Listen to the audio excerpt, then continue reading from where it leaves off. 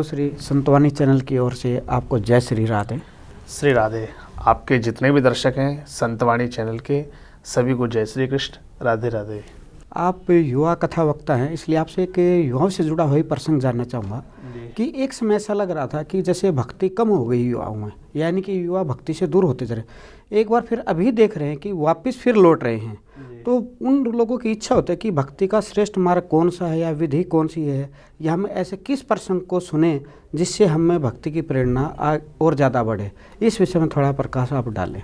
देखिए, जो भक्ति है ना, भक्ति करने की जो उम्र है वो युवा ही है। हमारे संतों ने, आचार्यों ने यहाँ तक कि कहा कि जवानी कागज़ की नौका है, जवानी कागज़ की नौका है और जवानी ही सुधरने का मौका है। अब इसको आप किस रूप में ढालना चाहते हैं? राम जी जब भक्ति करते हैं तो प्रात काल उठ के रघुनाथा, मात पिता गुरु नावई माथा। ये गोस्वामी तुलसीदास जी महाराज ने कहा कि सबसे पहले जब राम जी उठते हैं तो माता पिता के चरणों में प्रणाम करते हैं। और जब व्यक्ति झुकेगा तो भक्ति कोई दिखावटी खेल नहीं है, भक्ति तो स्वतः हृदय से प्रकट होती है। जब व्यक्ति आज अपने माँ बाप के चरणों में, माता पिता के चरणों में, गुरु के चरणों में, आचार्य के चरणों में प्रणाम करेगा तो भक्ति हृदय में अपने आप ही जागृत होगी। आज बताइए, युवा कितने युवा होंगे कि जो अपने माता पिता को प्रातः काल उठ के प्रणाम कितने लोग करते होंगे? मुझे लगता है बहुत कम लोग होंगे जो माता पिता को प्रणाम करते हैं। माता पिता को प्रणाम करें, गुरु को प्रणाम करें, आचार्य को प्रणाम करें, अपने से बड़े बुजुर्ग हैं उनका सम्मान करें, तो भक्ति अपने आप हृदय में जागृत हो जाएगी। मतलब मेरा कहना मतलब प्रभु जी, जैसे आपने कहा युवा थोड़े ही माँ बाप के चरण नहीं छू रहे, इसके पीछे कहीं ना कहीं आधुनिक शिक्षा है, वो ज़रूरी भी है, लेकिन हमें संस्कृति से थोड़ा दूर भी कर रही है। तो उससे जुड़ा कैसे जाए? देखिए, इस विषय में थोड़ा हमारे जीवन में, हमारे शास्त्रों में सबसे पहले कहा गया है कि जीवन में एक कोई संत हो, कोई ना कोई तो संत आपको अपनाना पड़ेगा। आपकी जिसके अंदर श्रद्धा है, आपको उसके चरणों में बैठ करके कुछ ना कुछ नित्य प्रति कुछ ना कुछ तो करना पड़ेगा। कोई स्वाध्याय करें या उनके वचनामृत सुने। आजकल तो मोबाइल है, मोबाइल के माध्यम से आप कितने संत आज दुनिया को ज्ञान दे रहे हैं। तो आप किसी ना किसी संत का नित्य प्रति कुछ ना कुछ अवश्य श्रवण करें। वो जो वाणी में कह रहे हैं, जो उनका प्रभाव है वाणी का, तो कुछ ना कुछ श्रवण करें। तो पहला है जीवन में कोई संत हो, ठीक है। दूसरा है जिस संत के प्रति श्रद्धा है उसी से कोई मंत्र हो।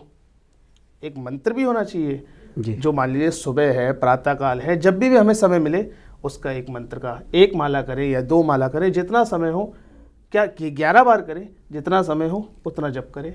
अभी आपने जो मंत्र की बात की, यहाँ पे एक मतलब जिज्ञासा हो रही है। हालांकि सोशल मीडिया की आपने बात की, हालांकि इसका फ़ायदा बहुत है, लेकिन सोशल मीडिया पर हम अक्सर देखते हैं कि गलत प्रसंग बहुत मिलते हैं। और उसी संदर्भ में दूसरा आता है अपने मंत्र की। तो कई लोग देखते हैं अपनी किसी न किसी के जीवन में कुछ अभाव होता है या कोई समस्या होती है, उसका निवारण के लिखा होता है फला ये मंत्र करे। क्या उस तरह से मंत्र किसी जप करना, उसको पढ़ना सही है, या किसी गुरु से ही मंत्र लेकर करना चाहिए? गुरु से ही। मंत्र तो शास्त्रों में, आप रावण सीता पढ़िए, कितने मंत्र लिखे हुए हैं, कितने उपाय लिखे हुए हैं रावण ने। आप उन उपायों को पढ़ करके आप सोचेंगे कि भाई मैं तो इनसे बड़ा ज्ञानी बन सकता हूँ, रावण से बड़ा ज्ञानी बन सकता हूँ।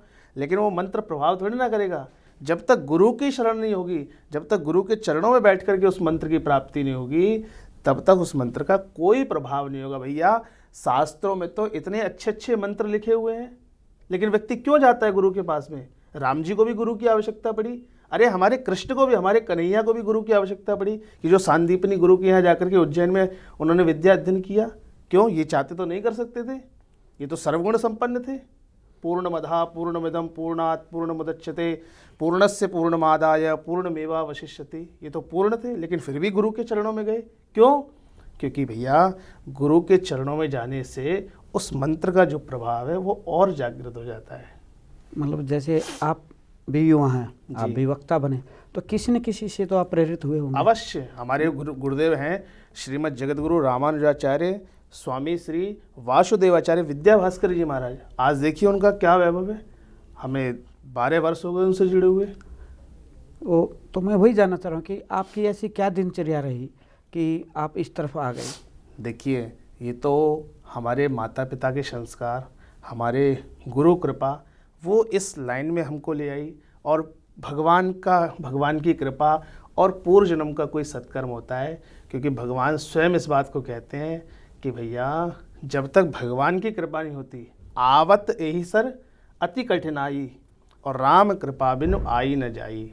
इस मार्ग में आने में कठिनाई तो होती है, लेकिन जब राम जी की कृपा होती है, गुरु की कृपा होती है, माता पिता का आशीर्वाद होता है, और पूर्व जन्म हमारे जब चारों मिल जाते हैं, तब जाकर के व्यक्ति भगवान की ओर निकलता है। भगवान की ओर निकलना कोई दाल भात खाना थोड़ी ना है, कोई खिचड़ी खा ली और भगवान की प्राप्ति हो गई। भगवान की प्राप्ति ऐसे होने वाली नहीं है।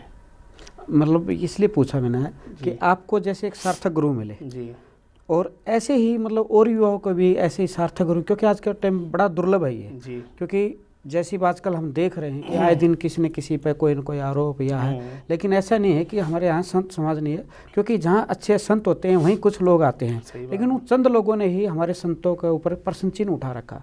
तो आज का युवा जानना चाहता है कि कैसे मतलब अपने एक सिद्ध गुरु को, एक सार्थक गुरु को वहाँ तक भाई पहुँचे। देखिए, सार्थक गुरु वो है जिसके चरणों में बैठ करके कृष्ण का स्मरण हो, जिसके चरणों में बैठ करके आपको परम शांति प्राप्त हो, वही समझ लेना कि सच्चा सद्गुरु वही है। और जिसके चरणों में बैठ करके संसार की कामनाएं याद आने लग जाएं कि हमारा ये भी हो जाए, हमारा ये भी हो जाए, हमारा ये काम भी बन जाए, हमारा वो काम भी बन जाए, तो मुझे लगता है मेरी दृष्टि में तो, अब लोगों को भाई बुरा नहीं लगना चाहिए, लेकिन मेरी दृष्टि में तो ये श्रेष्ठ नहीं है। श्रेष्ठ वो है, अरे जब कृष्ण की प्राप्ति हो जाएगी तो भगवान कहते हैं अनन्यास चिंतयन्तो माम ये जना पर्युपासते तेषाम नित्याभियुक्तानाम योगक्षेमम वहाम्यहम्। तू बस मेरा चिंतन कर अर्जुन, तेरे योगक्षेम की जिम्मेवारी मेरे हाथ में। भगवान ने स्वयं इस बात को प्रमाणित किया है गीता में। मतलब हम तकरीबन संतों के पास जो देखते हैं, जो संगत आती है वो अच्छी बात, लेकिन उनमें ज़्यादातर वही सोचते हैं कि गुरुजी अभी चमत्कार कर देंगे। मतलब वो अपनी एक लंबी चौड़ी लिस्ट लेकर बैठे हैं अपने ऐसे विधाओं के, जिसको दुख बताते हैं। तो ये कहाँ तक सही है? मतलब उनको मतलब गुरु के पास जाए तो क्या सोच कर जाए, जो अभी आपने बात की एक बार उसको। देखिए, गुरु कभी चमत्कार नहीं दिखाता, भक्ति कभी चमत्कार नहीं दिखाएगी, ठीक है। इस बात से तो बहुत दूर रहें कि भैया भक्ति करेंगे तो चमत्कार हो जाएगा। नहीं, भक्ति करने से अनुभव होता है, और वो अनुभव 1 मिनट में नहीं होता कि भाई मैंने कोई मंत्र दे दिया आपको तुरंत अनुभव हो गया। नहीं, करत करत अभ्यास के जड़मति होत सुजान। जब तक अभ्यास करते रहेंगे, उस मंत्र को जपते रहेंगे, तब आपके अंदर से स्वयं इच्छाएं खत्म हो जाती हैं। एक समय ऐसा आता है कि व्यक्ति की सारी इच्छाएं खत्म हो जाती हैं। जवानी में होती है इच्छाएं, और होनी चाहिए इच्छाएं, मैं मानता हूँ इच्छाएं होनी चाहिए, लेकिन इच्छाएं शास्त्र विरुद्ध ना हो। इच्छाएं ऐसी ना कि भाई उसने मेरे ऊपर गोली चलवाई तो गुरुजी कोई ऐसा मंत्र दो कि मैं भी उसके ऊपर गोली चलवा दूँ, ये नहीं होना चाहिए। एक शास्त्र की जो मर्यादा है, अब जैसे युवाओं को ज़रूरत है कि भैया हमारा अच्छा धन हो, तो ठीक है गुरुजी की कृपा है कि धन हो गया, वैभव हो गया, पत्नी हो सुंदर मिल जाए, भक्ति वाली मिल जाए, ये अच्छा संकल्प है। लेकिन संकल्प ऐसा ना हो कि उसने मेरी गर्दन कटवाई तो मैं भी उसकी गर्दन कटवा दूँ, ये संकल्प ना हो जीवन में। यानी किसी भी संत के पास हम जाएं तो आत्मा के ज्ञान और सुख के लिए जाए, न कि शारीरिक उसके लिए। ना। तो यहाँ पर प्रभु जी एक और जानना चाहूँगा, जब आप श्री से हमारी भेंट हुई अभी जी, तो भक्ति के ऊपर अब चर्चा हुई थी प्रहलाद जी के चरित्र की, तो मैं चाहूँगा उस चरित्र पर थोड़ा आप करें, क्योंकि शायद हमारे युवाओं के लिए उससे अच्छा प्रेरणादायक कोई चरित्र होगा नहीं देखिए, आज के समय पे। प्रहलाद जी सर्वश्रेष्ठ भक्त हुए हैं। भक्तों की जो अग्रगण्य सीमा है वो प्रहलाद जी महाराज। देखिए, पिता कितना प्रतिकूल हिरण्यकश्यपु, लेकिन बेटा श्री प्रहलाद जी महाराज कितने भगवान के अनुयायी। जब प्रहलाद जी महाराज एक बार गुरुकुल में संडामर्क के यहाँ पढ़ने के लिए गए, तो बहुत संडामर्क जी ने समझाया कि भैया राजनीति पढ़ो, कुनीति पढ़िए, शास्त्र नीति को मत पढ़िए। लेकिन प्रहलाद जी महाराज तो गर्व से ही भगवान की भक्ति करने जाते थे। क्यों? क्योंकि माँ कयाधु को श्री नारद जी महाराज का सत्संग प्राप्त हुआ, और जब सत्संग प्राप्त होगा, जब व्यक्ति गर्भ में ही सत्संग प्राप्त करके आएगा तो फिर बाहर भी सत्संग करेगा। तो जब एक बार हिरण्यकश्यप मिलने के लिए आया प्रहलाद जी महाराज से, तो प्रहलाद जी महाराज से पूछा कि बेटा तू ये बता तेने कौन सी बात सीखी। प्रहलाद जी महाराज कह रहे कि तत्साधु मन्ये सुरवर्य देहि नाम। पिताजी मैंने तो यही सीखा जीवन में कि जीवन में सबसे अच्छी संगति है वो साधु की है। क्यों? क्योंकि और संगति करोगे तो कोई कामनाएं पूर्ति होगी, और कामनाओं का अंत नहीं है, मनुष्य की कामनाओं का अंत नहीं है। इसलिए पिताजी बस साधु की संगति कीजिए। साधु की संगति करोगे तो साधु की संगति में भी कामना होगी, लेकिन वो कामना किसकी होगी? वो कृष्ण प्राप्ति की कामना होगी, श्री कृष्ण की प्राप्ति की कामना होगी। तो पिताजी जब हिरण्यकश्यप से ये बात कही तो हिरण्यकश्यप क्रोध के मारे तमतमा गया। उसने कहा कि भाई अपने बेटे अपने गुरुजी को भेजो। गुरुजी को बुलवाया गया कि पूछा भाई तुम क्या सिखा रहे हो मेरे बेटे को? तो गुरुजी ने कहा कि महाराज हम तो वही सिखा रहे हैं जो आपने बताया। कि नहीं नहीं, अभी मेरा बेटा बता के गया है कि तो साधु की संगति करो। आप ये पढ़ा रहे हो, मैंने ये पढ़ाने के लिए थोड़े ना भेजा अपना बेटा, मैंने तो इसलिए भेजा है कि आप कुनीतियाँ सिखाओ, उसको राजनीति सिखाओ। तब तो संडामर्क जी ने माफ़ी मांगी और प्रहलाद जी महाराज से आकर के पूछा कि बेटा तू ये बता, तैने ये बात कहाँ से सीखी? तो प्रहलाद जी महाराज बोले कि गुरुजी ये बताइए, आपको जिसने ये बात सिखाई, आपको भी तो किसी ने राजनीति सिखाई होगी, जिसने आपको राजनीति सिखाई उसने मुझे ये कृष्ण की नीति सिखाई। अब आपकी रुचि राजनीति में और मेरी नीति कृष्ण में है, तो अब मुझे क्या करना है? मुझे तो कृष्ण की प्राप्ति करनी है। अब प्रहलाद जी महाराज से दोबारा मिलने के लिए आया हिरण्यकश्यप। तो प्रहलाद जी महाराज ने नवदा भक्ति का वर्णन किया कि श्रवणम कीर्तनम विष्णो स्मरणम पाद सेवनम अर्चनम वंदनम दास्यम सख्यमात्मनिवेदनम। कि पिताजी खूब भगवान की कथा श्रवण करो, श्रवणम कीर्तनम भगवान का कीर्तन करो, भगवान का स्मरण करो, पाद सेवनम भगवान की अर्चना करो, भगवान की वंदना करो, भगवान के दास बन जाओ, अरे भगवान के सखा बन जाओ, और कुछ नहीं है तो भगवान को सर्वस्व अर्पण कर दो। जब ये बात सुनी तो प्रहलाद जी महाराज के ऊपर इतना अत्याचार करवाया कि प्रहलाद जी महाराज को बस हिरण्यकश्यपु ने मृत्यु दंड की बजाय सारे दंड दिए हैं, लेकिन जिसको मेरा गोविंद बचाता है उसे कोई मार नहीं सकता, और जिसको गोविंद मारता है प्यारे उसे कोई बचा नहीं सकता। मैं वही जानना चाहता हूँ प्रभु जी, प्रहलाद जी में ऐसा क्या रहा कि भक्ति ने प्रहलाद जी को चुना है? क्योंकि यहाँ स्पष्ट दिखता है कि भगवान और भक्ति ने प्रहलाद को चुना है। तो क्योंकि मैं एक पूज्य किसी संत को सुन रहा था तो उनका यही कहना था कि प्रहलाद जैसे सब बनना चाहते हैं, उन जैसी कृपा सब चाहते हैं, लेकिन उसके पीछे के रहस्य को जानना जरूरी है। देखिए रहस्य ये है, आज हम भक्ति तो करना चाहते हैं, हम भक्ति पता है कैसे करना चाहते हैं? बढ़िया आराम से सोफ़ा हो, बढ़िया आराम से 2-4 हमारे सेवक लगे हों, और आइए जी भोजन थाली आ रही हो और बढ़िया हम खा रहे हों और बढ़िया बैठ कर के आराम से सो रहे हो। तो भैया ऐसे भक्ति नहीं होने वाली, एसी रूम में बैठ कर के भक्ति नहीं होती। प्रहलाद जी का चरित्र उठा करके पढ़ेंगे ना तो ऐसा तो आज का युवा सोच भी नहीं सकता, करने की तो बहुत दूर की बात है, करने की तो वो कर भी नहीं सकता, सोच भी नहीं सकता, इतनी प्रताड़ना दी। तो भैया भक्ति करने आओगे तो पहले कहीं ना कहीं आपको कष्ट मिलेगा।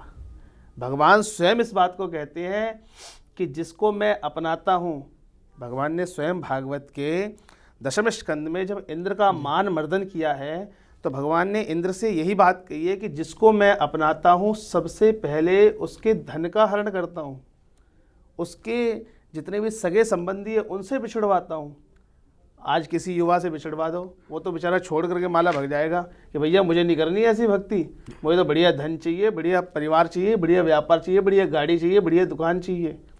ऐसे भक्ति नहीं होती। भक्ति में कष्ट तो आएगा। जितने भी युवा हैं सुन रहे हैं हमको, मैं कहता हूँ भक्ति कीजिए, कष्ट तो आएगा, कुछ क्षण के लिए आएगा।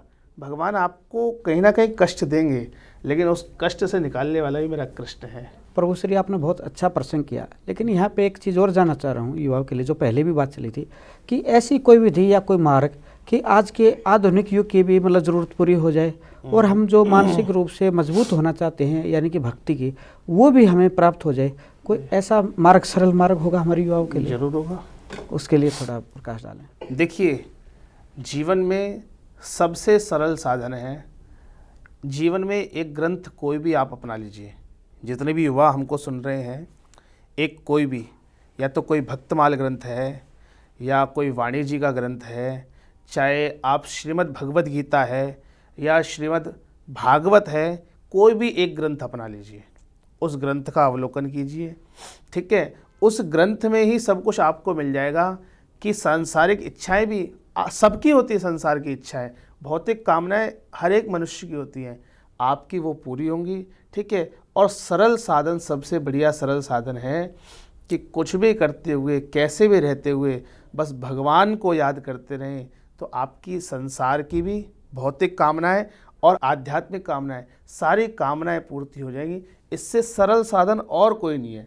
लेकिन एक ग्रंथ का तो स्वाध्याय अवश्य होना चाहिए जीवन में। अब आपसे एक चीज़ जानना चाहूँ, आप भागवत भी करते हैं, देवी भागवत भी करते हैं, श्री राम कथा, शिव महापुराण भी, तो इन सब का एक मूल सार क्या है? यानी कि मेरा कहना मतलब है कि आज लोग थोड़ा भटक चुके हैं, कभी देखते हैं ये कर लें, कभी ये कहते हैं, या एक ही अलग अलग।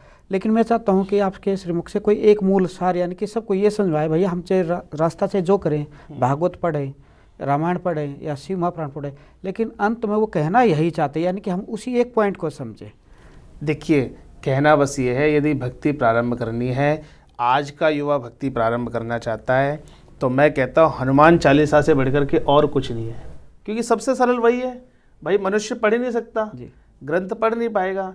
भागवत आजकल तो भी हमारे क्या नाम है, जो ग्रंथ के रचयिता हैं, उन्होंने बहुत सरलता कर दी है कि आजकल संस्कृत हिंदी दोनों में ग्रंथ आने लगे हैं। गीता प्रेस के आप जितने भी ग्रंथ देखें, संस्कृत हिंदी में आने लगे हैं। तो ये भगवान की कृपा है। तो हनुमान चालीसा से प्रारंभ कीजिए और देखिए, सबका सार ये है, चाहे आप कोई भी ग्रंथ पढ़ लीजिए, भागवत में ज्ञान का ही वर्णन है, वैराग्य का ही वर्णन है, लेकिन अंतिम में व्यास जी सब कुछ कह करके थक गए कि नाम संकीर्तनम यस्य सर्व पाप प्रणाशनम प्रणामो दुख समनस्तम नमामि हरिम परम। जब इतना बोला तो वो शांत हो गए कि भैया कृष्ण के नाम से बढ़ कर के और कोई साधन नहीं है।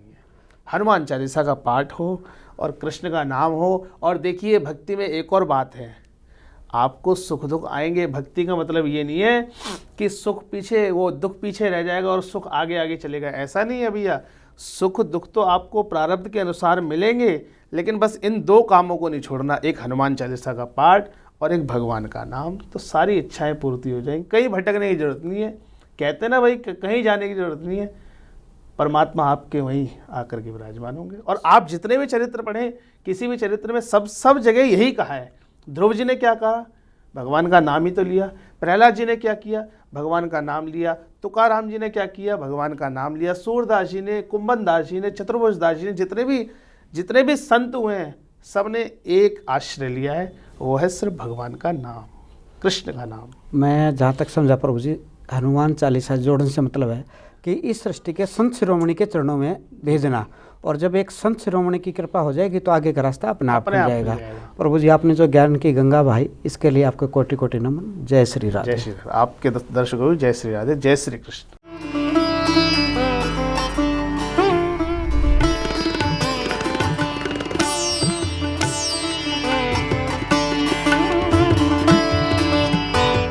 आप हमारे संत वाणी चैनल को सब्सक्राइब करें, वीडियो को लाइक करें, शेयर करें।